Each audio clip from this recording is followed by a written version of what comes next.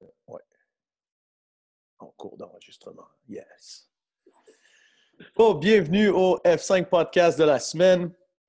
Je suis avec Élie Margerin. On est en Zoom parce que même s'il n'y avait pas COVID, ce serait difficile qu'on soit dans la même pièce en ce moment, vu que en ce moment, tu es dans un tout petit appartement à Paris et moi, je suis dans un grand garage à Laval.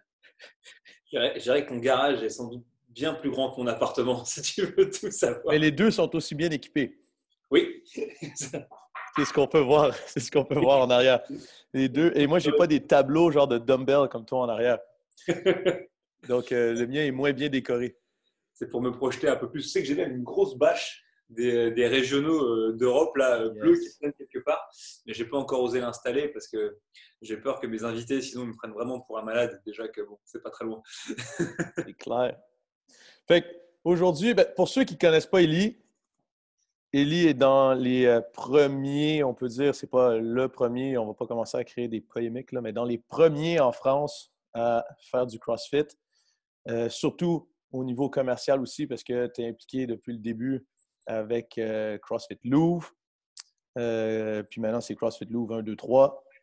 Le French Throwdown, ça aussi, on a déjà fait un podcast d'ailleurs sur le French Throwdown si ça vous intéresse.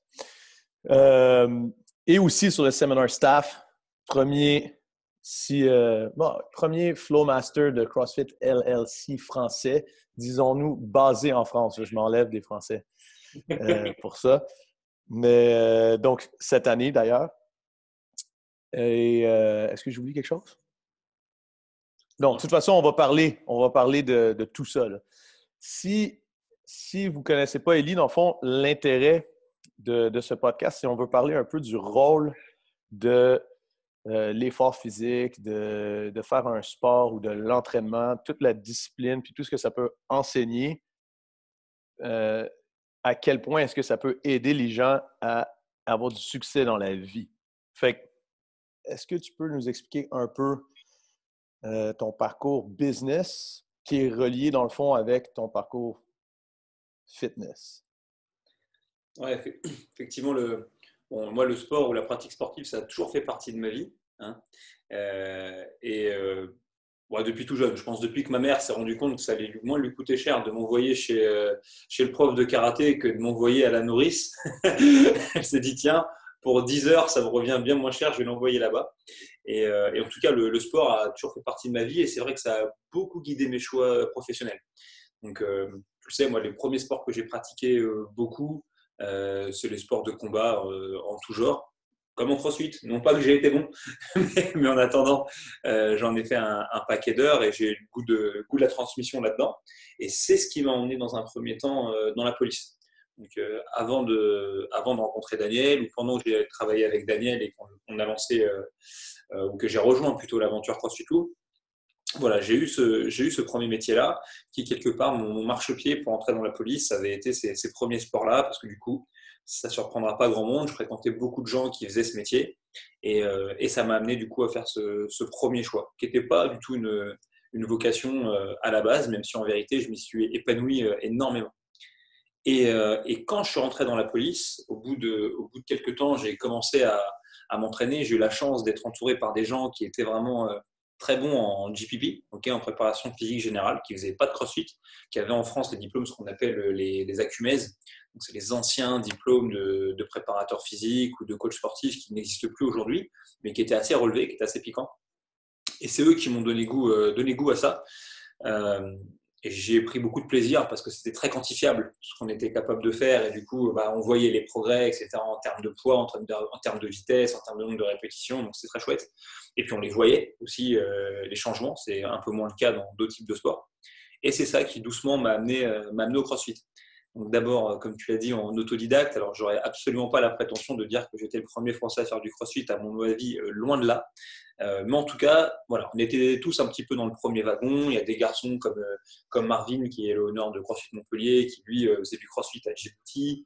Il y a des garçons qui ont été bien plus performants que moi, comme Johan Gigor, qui a marqué son empreinte un petit peu dans les premières années du CrossFit français, qui lui sortait du rugby et a fait ça. Et voilà, et moi je faisais ça pour courir plus vite, attraper plus de vilains garçons, même si parfois ils avaient 12 ans, euh, et mener ma petite barque comme ça, pour m'en servir aussi comme d'un tremplin à l'époque pour rentrer dans certaines unités où il fallait forcément avoir un petit peu de physique. Non pas que la condition physique soit quelque chose de très important dans la police, voilà, en vérité pas du tout, mais parfois c'est un petit passeport. Et donc c'est ça, hein, c'est cet entraînement-là qui m'a amené à rencontrer Daniel Chaffet au salon du fitness à l'époque. Donc à la base, moi et mes potes de la police, on y allait plus pour voir des gros bodybuilders énormes et des filles avec des bikinis tout petits que vraiment pour faire du crossfit. Mais devait avoir une paire de chaussures à gagner ou un chandail. Donc si ça valait la peine de faire des box jumps. Et donc voilà, et de là on a rencontré Daniel, on a eu vraiment un vrai coup de foudre amical à ce moment-là et c'est devenu un coup de foudre professionnel. Je ne saurais pas exactement t'expliquer comment le sport, ça a finalement permis de me guider dans mes succès ou dans mes avancées professionnelles. Mais il y a quand même deux choses qui sont sûres. On a pu un peu l'évoquer ensemble là, dans le live podcast qu'on a fait tous les deux, mais c'est vrai que moi, le sport, pour moi, ça a toujours été une espèce de religion en termes de fréquentation. C'est ce qu'on appelle le troisième lieu, le travail, la maison, et alors le dojo, puis après la boxe. Donc ça, c'était vraiment ancré en moi depuis très longtemps. Et après, la transmission. Parce que, aussi loin que je me souvienne, à part vraiment quand j'étais tout petit, et encore, dans tous les sports que j'ai pratiqués, tir à l'arc, sport de combat, crossfit, je me suis toujours très très vite retrouvé dans des positions où j'allais enseigner. Et finalement, je pense que c'est ça qui m'a permis après de m'exprimer quand j'ai commencé à coacher réellement le CrossFit et quand j'ai eu la chance de rentrer au séminaire staff. Parce que je crois qu'indirectement, sans m'en rendre compte, j'avais fait ça toute ma vie. Non, ça c'est clair. Puis, mais il y a un truc qui est différent un peu en Europe versus en Amérique du Nord, où est-ce que d'habitude, dans le monde business, euh, il faut comme le papier un peu avant. Il n'y a pas quelqu'un, un gérant est, est inévitablement, normalement, plus éduqué que le gars qui est sur le plancher. Et normalement, plus il a un diplôme, plus il va pouvoir avoir un prêt ou aller chercher ou impressionner pour pouvoir aller chercher, arriver à ses fins. Tandis que une des choses qui est dans, c'est complètement faux dans le sport, par exemple. Parce que dans le sport, on se fout un peu d'où tu viens, puis on se fout un peu c'est quoi ton niveau. À la rigueur, dans une compétition de karaté, on se fout un peu c'est quoi ton niveau. Si tu as envoyé l'autre au tapis, au tatami, ben c'est toi qui as gagné. Ou si tu fais mieux ton kata que l'autre, ou si tu fais mieux. Puis Ouais, donc, ça, je pense que ça aide pour le business, en fait. ce qui est sûr, c'est que dans le sport, de manière générale, alors on prend les sports de combat, bon, c'est certain, parce que c'est cette dimension que si tu es moins bon et que tu la ramènes, tu vas le sentir, ce qui n'est pas, le cas partout.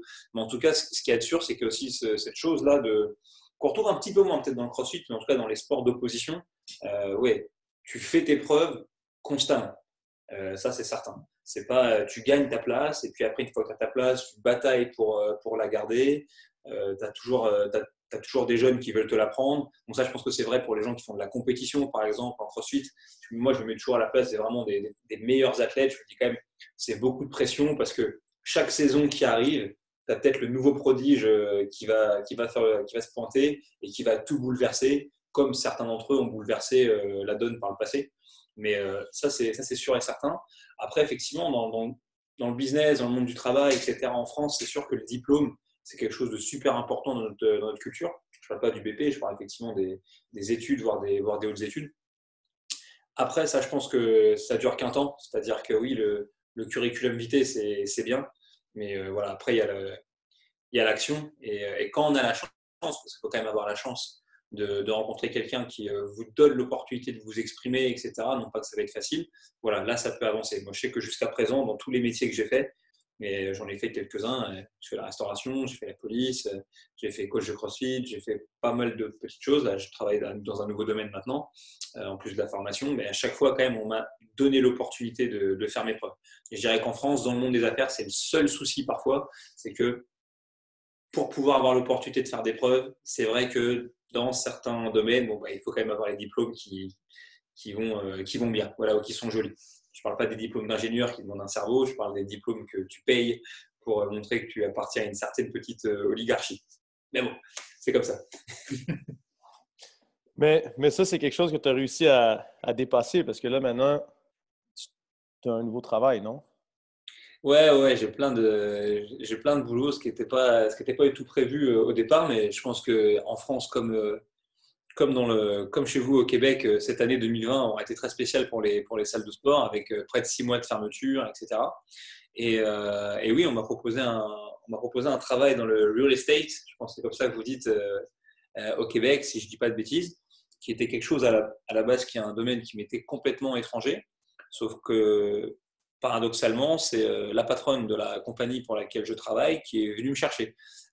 Première fois de ma vie que ça arrive. J'ai déjà harcelé personne pour avoir le taf. Mais quoi qu'il en soit, c'est aussi arrivé à un certain point quand tu commences à prendre un petit peu d'âge, où elle a clairement su lire dans mon CV et dans ma personne, elle a su trouver des compétences que moi, soit j'étais pas conscient d'avoir, soit en fait des compétences que j'avais, mais je pensais pas pouvoir instrumentaliser pour en faire autre chose. Et finalement, le coaching, toutes les années à travailler dans des restaurants, organiser des banquets, à travailler pour le French Rodon, même si parfois c'est de loin, mais à être dans des réflexions. Ensuite, de la réflexion, tu passes à la réalisation et tu vois que sur un an, ce qui sort de la tête de certains de mes collègues, David, Julian, Daniel, Jean-Marie et d'autres, voilà, après au final, ça devient quelque chose de véritable. Bon, ben voilà, ça crée de la compétence. Et cette compétence, apparemment, peut être utilisée pour faire beaucoup, beaucoup de choses. Donc, avant, j'ai utilisé des petites compétences, on va dire, de leadership dans la police. Bon, bah voilà, aujourd'hui, je m'en servirais pour faire autre chose, mais c'est assez fou. Ouais, effectivement. Mais le truc qui est cool, c'est que on en parlait un tout petit peu avant le podcast. Tu as réussi à atteindre des bons niveaux de business. Parce que je veux dire, bon, là, c'est clair que cette année ne va pas très bien, mais à mon avis, CrossFit Louvre 1, 2, 3 va survivre et puis aura un bel avenir après parce que vous ne vous ferez pas avoir deux fois. C'est ça le propre du truc. On ne va pas se faire avoir deux fois. Il y a le French Throwdown aussi qui va revenir en force. J'ai déjà mon inscription. Donc, je suis prêt. Puis là, maintenant, avec en real estate, dans le fond, on ne peut jamais trop savoir pourquoi on se prépare. Tu sais, ça ressemble exactement au CrossFit et on pourrait même peut-être aller à un point que c'est presque mieux de ne pas être le meilleur, d'avoir juste appris à travailler. Parce que dans le fond, les deux, nous, on n'est jamais allé au pic de nos sports. On n'a jamais été celui qui gagnait tout. Peut-être la petite compétition locale, c'est ça, mais je parle de Jeux olympiques, CrossFit Games, MMA. On n'a pas été dans les tops comme ça. Puis pour finir, c'est comme si ça avait pu être l'entraînement pour être au top dans d'autres trucs. Le truc, c'est que moi, le talent, c'est bien, mais une phrase qui dit que le travail, ça bat le talent, je ne sais pas si c'est vrai dans l'instant. Très franchement, des fois, quand tu penses en performance pure, tu rencontres des mecs, tu as l'impression qu'ils font rien, et pourtant, à côté de toi, qui travaillent, ils sont à un autre niveau. Mais, et il le reste, okay, très clairement. Enfin, je pense qu'il y a des gens, il y a des athlètes, tu peux faire ce que tu veux, tu les rattraperas jamais, même s'ils foutent pas grand-chose. C'est comme ça. Ça n'enlève rien à la réussite de ceux qui brillent, hein, mais en tout cas, voilà.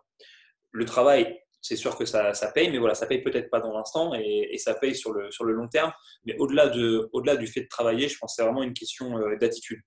Si je réfléchis bien, par exemple, quand j'étais tout jeune, hein, moi je te parle de ça, j'avais 18 ans, j'aurais jamais pu avoir mon premier métier dont j'avais besoin à l'époque parce que j'habitais seul, j'avais un loyer à payer dans la restauration, si j'avais pas fait un pas en avant quand le premier chef de salle avec qui j'ai travaillé, qui s'appelle Pierre, dont je me rappelle encore, n'avait pas dit tiens toi le petit là, t'as des mains avec des doigts autour, on peut mettre un plateau dessus, et j'ai dit oui, et du coup à partir de là, j'ai commencé à bosser, j'ai appris un métier, ce qui m'a fait gagner ma vie, qui m'a fait faire des économies. Ces économies en 2014, boum, c'est ce que j'ai pu poser sur la table pour avoir le privilège de commencer à travailler avec Daniel dans les box du Louvre. Mais toute cette histoire avec Daniel, c'est venu du fait qu'on a discuté la première fois qu'on s'est rencontrés, qui m'a donné une carte de visite, que ça m'a interpellé, que je l'ai rappelé et qu'on a construit une histoire. Au final, c'est-à-dire que plutôt que d'attendre que ça vienne, voilà, de faire ce petit pas en avant. Le séminaire staff ou la police, les changements d'unité, etc., je vais pas en reparler, mais c'est quand même la même chose. C'est-à-dire qu'à un moment donné, ce n'est pas la question qu'il faut courir après les gens, mais si on tend une main, s'il y a une opportunité qui arrive, il faut être prêt à la saisir et commencer à travailler pour la mériter quelque part. C'est marrant, on te donne l'opportunité, mais tu vas commencer à bosser pour la mériter. Et là, voilà, et là même là, ce nouveau job que j'ai, au final, c'est quand même parce que j'ai pris la peine de me déplacer dans un bureau où on m'a convié et qu'ensuite j'ai pris la peine de passer du temps avec des gens, j'ai pris la peine de m'intéresser, etc. Et je crois que c'est ça la différence parfois entre les mecs qui ont du talent et les mecs qui travaillent, c'est que parfois, pas toujours, parce qu'il y a des gens qui sont et talentueux et travailleurs, mais parfois le mec qui a du talent, il vient, tant qu'il brille, tant qu'il est dans l'aisance, il reste. Le jour où ça disparaît, il se casse et il va trouver un autre domaine où il est talentueux. Et il y a des gens qui sont talentueux dans plein de domaines, donc ils peuvent naviguer dans leur vie comme ça. Et c'est très bien, franchement, qu'on bien leur face. Les mecs qui sont bosseurs, je pense que eux, voilà, ils ont cette force que ils arrivent. Comme d'habitude, c'est dur. Comme d'habitude, c'est pas eux les meilleurs. Mais par contre, ils ont développé ce qu'on appelle cette fameuse résilience. Et non seulement ils n'ont pas peur de travailler, mais je pense même qu'au bout d'un moment, ils y prennent plaisir. Et voilà. Et moi, je le dis franchement, peu importe ce qu'on me demande de faire dans la vie, surtout si c'est un truc que j'ai jamais fait, ça m'intéresse parce que je me dis toujours, tiens, comment je vais craquer le code, tu vois, comment je vais comprendre le truc. Je serai pas le meilleur, tu vois. En karaté, en boxe, j'étais pas le meilleur. En tant que chef de rang, on appelle ça comme ça, waiter chez nous, j'étais bon, mais j'étais pas le meilleur. Dans la police, j'ai été bon, mais j'ai jamais non plus fait des trucs d'exception. J'espère comme que dans le séminaire stage, j'arrive à faire des trucs d'exception, mais je vais travailler un peu plus longtemps là-dessus. Mais en tout cas, à chaque fois, voilà, il y a un gros plaisir à décrypter les choses, à comprendre comment ça marche et, voilà, et être dans le dur, être dans le travail. Et c'est pour ça que je dis que sur le long terme, ça paye. Parce que je pense que cette faculté-là, le talent, notamment le talent physique, ou peut-être aussi le fait d'aller dans les endroits où on a de la facilité, je pense que ça marche jusqu'à un certain point. C'est 30, 40, 50 ans. Par contre, je pense que vraiment être bosseur, c'est un truc que tu as et qui dure toute ta vie, tu vois, et que tu ne perds pas. Là, l'un des premiers projets immobiliers là, que je mène à bien, c'est de m'occuper du patrimoine immobilier des parents de mon meilleur ami, okay, des Vietnamiens. Ils sont venus du Vietnam, ils étaient déjà mariés ensemble. Les deux ont fait leurs études de médecine en France avec le père qui travaillait pendant que elle, la mère, avait la chance de se la couler relativement douce. C'est des gens qui ont travaillé toute leur vie pour se construire un petit peu de patrimoine. Leurs deux enfants, ils ont énormément de réussite. Mon meilleur ami, lui, est chercheur à Vancouver, à l'université. Son frère bosse à San Francisco pour l'un des créateurs je ne sais plus si c'est BitTorrent ou Napster. Enfin bon, voilà, encore une drôle d'histoire. Son père, là, je l'ai vu cette semaine, 72 ans. Okay, 72 ans, il travaille toujours un jour sur deux. Je lui explique que ce serait bien de mettre un coup de peinture dans son appartement s'il a envie de le vendre à un prix un peu décent. Et le mec me dit que c'est lui qui va peindre. Il n'est pas bon peintre. Hein. Vraiment, je pense qu'il doit être bon qu'acupuncteur, mais il ne doit pas être bon peintre. Mais ce que je veux dire, c'est ça, c'est ce mindset. Même à 72 ans, il n'a pas envie de s'arrêter. Bon, pour la petite histoire, c'est moi qui vais lui faire la peinture. Mais tu vois, mais c'est ce genre de truc. Et franchement, voilà, ça, c'est appréciable. Et je pense que c'est le genre d'attitude qui mène loin. Ça rejoint l'attitude de Coach Bergner, si on regarde en CrossFit. Là. Parce que lui aussi, il est dans les 70. On ne peut pas dire qu'il arrête de travailler. C'est assez impressionnant. Là. Ouais, et puis il a la passion. Enfin, je ne sais pas si les gens qui écoutent le podcast voient de qui on parle, mais le coach Bergner, un des très bons amis du coach Glassman, qui a un garage gym dans lequel il donne tous les cours d'haltéro du monde. Je crois que tu ne payes même pas de membership, il n'y a pas de fee quand tu vas t'entraîner là-bas tant que tu fais ce qu'il te demande. Ouais, je pense qu'il y a un prix, le travail. Exactement. Mais c'est un mec, nous, il est venu une fois à Paris. Hein. Il est passé une fois à Paris, il était en vacances. Et il est passé dire coucou et sans doute peut-être faire de la prospection pour vendre un de ses séminaires, hein, c'est tout à fait possible. Mais ça a terminé qu'il est resté 2 heures à faire une espèce de workshop improvisé dans la box. On a dû annuler tous les cours pour permettre aux adhérents d'y assister. Et finalement, il est parti de peur que sa femme l'engueule. Je me rappelle, on lui a commandé un Uber parce qu'il allait se faire tirer les oreilles par sa femme. Et c'est fou parce que ce mec-là, par exemple, qui a vraiment 70 ans bien tapé, la dernière fois, je crois que je l'ai recroisé, c'est à Madison. Okay. Pendant les games. Exactement. Et tu vois, et ça va, il a toujours le feu, quoi. Il se rappelle de tout. Il a dit, ah oui, Paris, il m'avait offert un bonnet, ce logo, machin. Et ouais, il est frais dans sa tête, mais je pense une nouvelle fois que c'est ça, c'est le moteur. Tu sais, il y a une théorie qui dit que les animaux dans les eaux, ils décèdent une fois qu'ils se sont reproduits parce qu'ils n'ont plus de raison d'être là. Donc finalement, ils se laissent mourir. Bon, je pense que Coach Burgener, lui, il lâchera jamais le steak. Hein. Donc voilà, il avance. Ouais, c'est vraiment impressionnant, ce gars-là. Il a même un cours spécial, je pense, pour les sextagénaires. Hein? Il doit faire 70 push-ups pour pouvoir rentrer dans le club ou un truc comme ça. C'est génial. Il faudra organiser un combat de boxe entre Mike Burgener et Louis Simmons.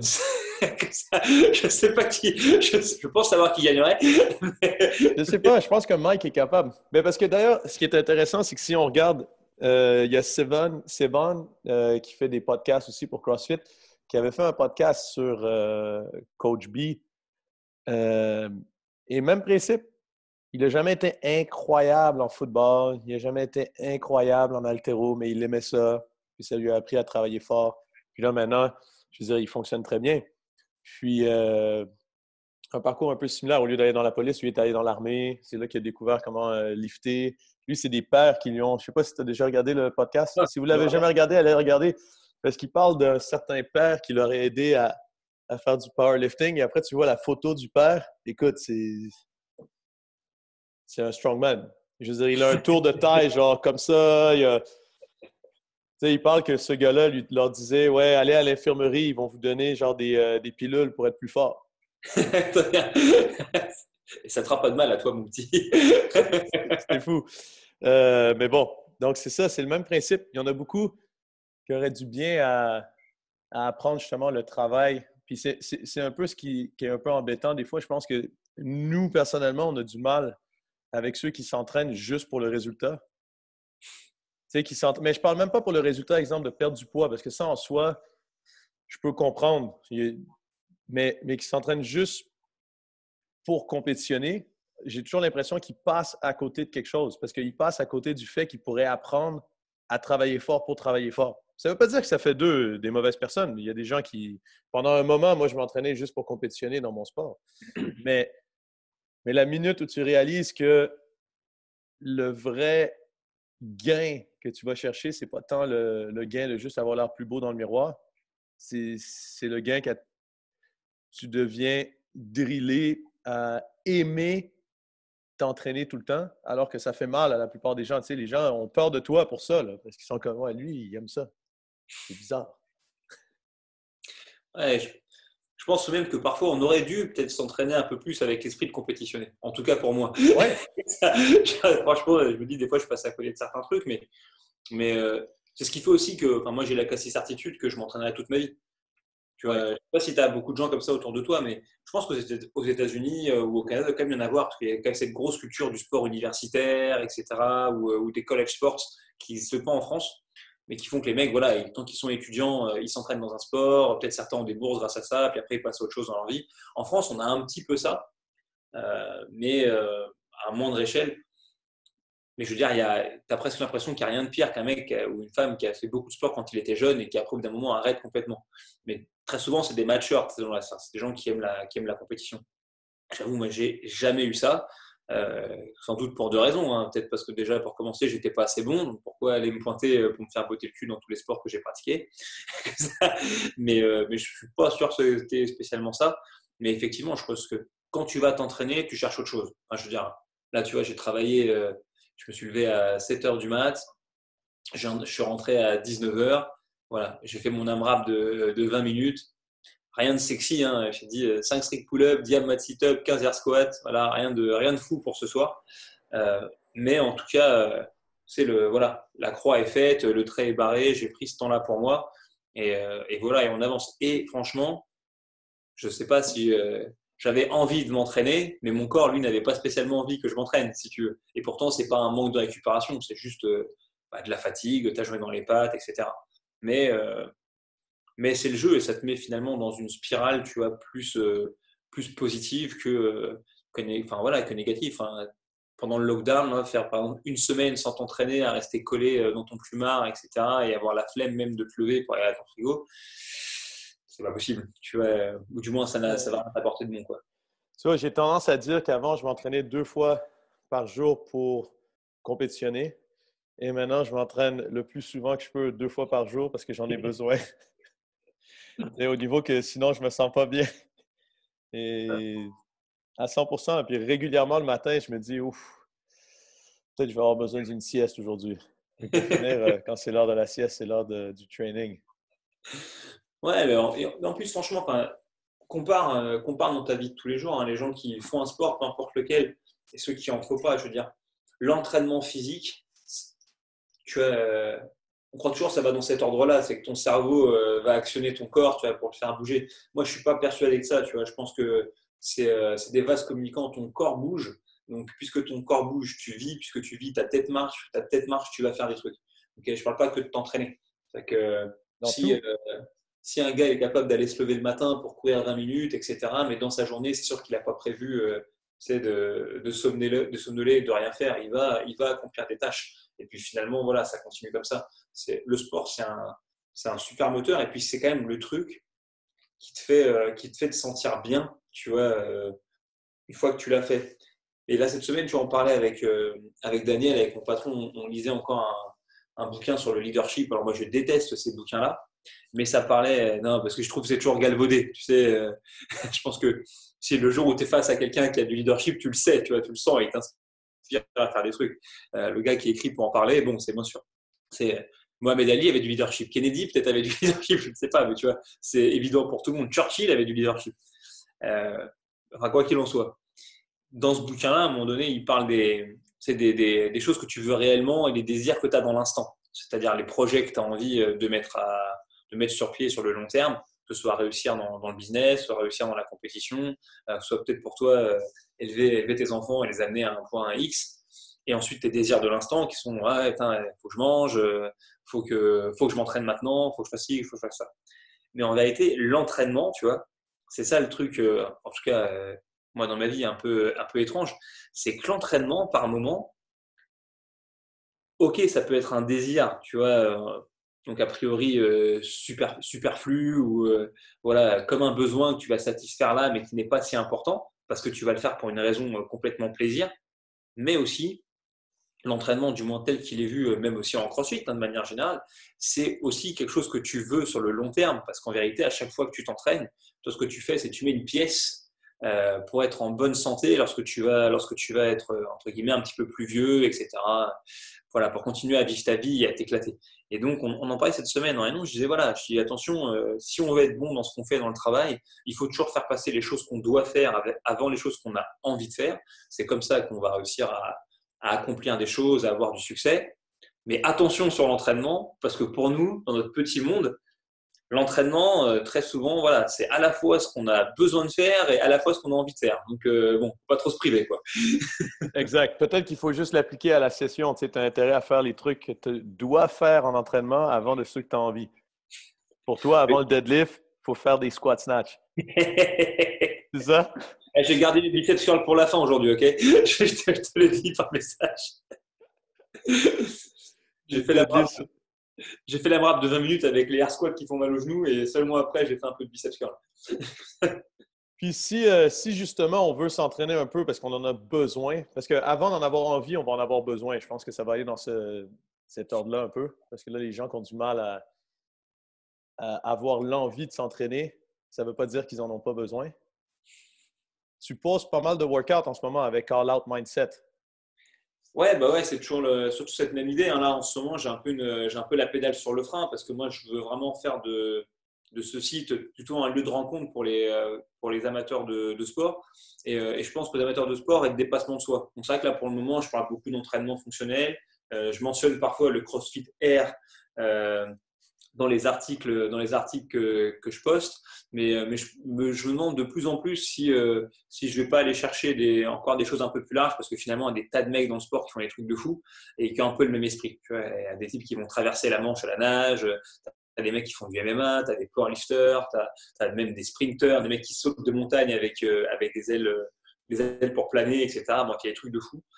C'est vrai que je veux surtout en faire un forum pour tout ce qui concerne l'entraînement fonctionnel en français, mais voilà, une plateforme d'échange. Donc, en gros, je l'ai déjà fait avec toi, mais je le ferai avec n'importe qui. Vous faites un entraînement, vous l'envoyez sur le compte Instagram de All Out, boum, je le remets sur le site et je crédite la personne qui l'a écrit pour que les gens soient capables de partager. Là, en ce moment, avec le lockdown, c'est un peu plus compliqué parce que les gens produisent moins ou que moi, je peux moins aller emprunter les uns aux autres. Mais en tout cas, la communauté, elle est là. J'ai lancé là, les t-shirts là, hier pour le fun. Ok, et ben voilà, et ben c'est bien. Je pense que je vais avoir pas mal de personnes qui vont un peu porter le drapeau de temps en temps lorsqu'ils vont s'entraîner. Et puis bah, franchement, s'ils se donnent du mal, s'ils se donnent un fond et qu'en plus ils sont sympas avec les mecs qui s'entraînent, bah, ils vont faire que me flatter d'avoir ça sur leurs épaules. Donc voilà, ouais, sur All Out Mindset, normalement il y a pas mal de workouts postés et sur Internet et sur Instagram. Et voilà, mais ouais, vivant que ça réouvre et que les gens puissent aussi contribuer à ça, parce que c'était vraiment ça l'objectif de base, c'est d'en faire une plateforme où tout le monde peut un peu échanger ces trucs, poster des podcasts, poster des workouts, poster des recherches d'emploi si c'est des coachs qui galèrent un petit peu en France, et puis surtout avoir plus de l'information en français avec le moins de biais possible. Voilà, j'en aurais toujours un petit Exact, peu. parce que c'est ce qui est difficile. Ben, c'est ce qu'on essaye de faire, même principe avec le F5 podcast, c'est que c'est dur de trouver de l'information fiable en français. Parce que des fois, c'est une bonne intention, mais la personne qui traduit va peut-être moins connaître le sujet. Des fois, c'est très bien fait, mais c'est dur d'avoir des sources fiables sans avoir le billet de la personne qui s'en occupe. Ouais, tu as plein de trucs, et puis aussi parfois, je pense que les gens qui vont chercher de l'information, disons, sur l'entraînement fonctionnel, ou même là, admettons, là, par exemple, euh, au-delà de la méthodologie CrossFit en elle-même, sur l'actualité de la vie du CrossFit dans le monde, la saison de compétition, le fonctionnement de l'entreprise, etc. Bah, très souvent, si les gens sont jeunes dans ce monde-là, mais que ça les intéresse, comme ça aurait pu intéresser tous les mecs qui avaient un skateboard, de mieux comprendre comment fonctionnent les X Games, etc. à l'époque, et ben en fait, il y a peu de vulgarisation. C'est-à-dire, si on est là dans le circuit depuis longtemps, on comprend qui est qui fait quoi, etc. Mais si on est tout neuf, et notamment qu'on parle que français, bah oui, parfois c'est un petit peu dur. Là, je prends un exemple. On a commencé à donner quelques informations sur la nouvelle saison des CrossFit Games, qui va être mortelle. Et on annonce le retour de l'Affiliate Cup, okay, qui est un truc génial.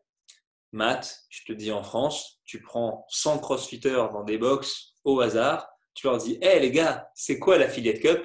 Je te dis, à mon avis, il y a personne qui sait, ou très peu de monde. Il n'y a que les anciens qui sont capables d'expliquer. Donc là, par exemple, voilà, un truc sur All Out, c'est sûr qu'il va arriver. Alors, je ne sais pas si je ferai une vidéo avec le Shaker Show, parce que comme ça me prendra peut-être un petit peu moins de temps, ou est-ce que j'écris un article. Mais en tout cas, voilà, expliquer un petit peu voilà, les changements. Et au passage, puisque pour ceux qui ne savent pas ce que c'est, l'Affiliate Cup, c'était ci, c'était ça. Et franchement, c'est une putain de bonne nouvelle, hein, parce que je ne sais pas pour toi, mais moi, mes meilleurs Open, ça a toujours été au travers de ça, parce que pour moi, les Open, c'est comme un contrôle de maths. Tu sais, tu as toujours une boule dans le ventre avant d'y aller. Tu as beau avoir révisé, tu n'es pas sûr que ça va le faire. Mais, mais au moins, quand c'était pour l'Affiliate Tu Cup, sais, voilà. en plus, tu essaies de te motiver à te dire je le fais juste une fois, mais c'est sûr que tu vas vouloir le refaire. Pour faire 2 reps de mieux, dans le meilleur des cas. Des fois, une de moins, mais au moins j'aurais essayé. Exactement. Ouais. Cool, ben c'est fantastique ça. Ça arrive vers la fin de ce que j'ai le droit de mettre pour que les gens l'écoutent parce que sinon c'est trop long. Sinon, on fera une partie 2 si vous voulez. Fait que, guys, si vous voulez contacter Eli, ben, en fait, vous allez sur All Out Mindset. Vous pouvez y aller aussi directement sur Instagram. C'est toi qui réponds aussi. Il y a Shaker Show aussi. Ou est-ce que tu as quand même t'as arrêté quelques épisodes, mais là, tu en as quand même plusieurs intéressants. Ouais, on va essayer de reprendre ça. C'est pareil, le lockdown, ça m'a. C'est pas que j'ai fait moins de vidéos, c'est que j'ai fait beaucoup de vidéos pour faire les workouts des box. Et Ouais. du coup, forcément, ça a un peu coupé le contenu. Et puis voilà, il fallait qu'il y ait un petit peu d'actualité, des trucs fun. Mais ça va reprendre rapidement. Cool. Donc, vous savez comment le trouver. N'hésitez pas. Et puis, préparez-vous pour le French Throwdown parce que on ne peut pas vous donner d'indices autres que ça va être une grosse année. Exactement, ça va être bien lourd. Yes. À la semaine prochaine, guys.